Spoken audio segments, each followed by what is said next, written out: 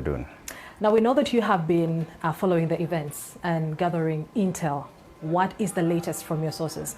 The latest from the sources, of course, you understand that this raid, some people think it started just at around 4 p.m.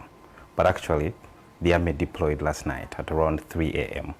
They deployed at Anita Mong's residence in Nakasero, and that followed the raid where the security operatives from SFC and also police detectives came for a search. But it all started last night in the wee hours of the morning. And then also the latest that we have gathered is that the Rolls Royce, which was the center of the controversy, is missing, reportedly missing. That immediately after talking to the president, the former speaker or the outgoing speaker of parliament, Anita Mong, it is reported that the Rolls Royce was driven out of her residence and taken to an unknown destination. And there is a search already for the vehicle that is going on to ensure that they can find it. It's part of the evidence as the police piece together the evidence to have a cogent case against her for illicit enrichment, corruption, and other related offenses that she could have committed during her tenure in office. Okay. Now, from your assessment, what could have been the genesis of the troubles that have actually led up to the security raiding her residence? You see, immediately after the meeting with President Yoweri Museveni, where she failed, or reportedly failed, to declare how she got the Rolls Royce, where she got the money from,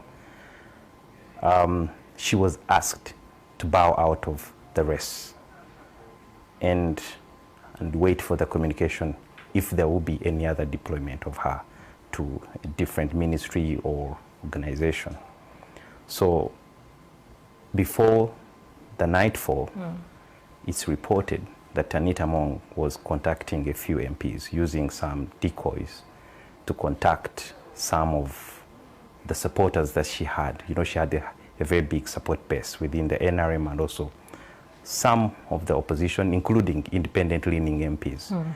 And so when they found out that actually that was going on, so they realized that she took the option of going to court or tussling it out in court, because that was also part of the cards that they gave her, that either bow out or this will end in court.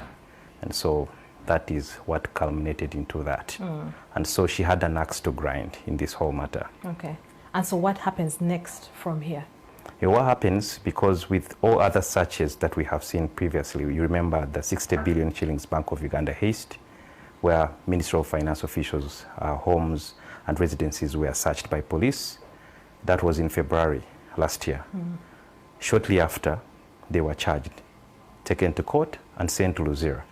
So as long as the police have gotten cogent evidence against Anita Mong, I don't think CID would marshal all its forces to the residence, then do the search and sit at home and keep waiting. Chances are high she'll be taken to court.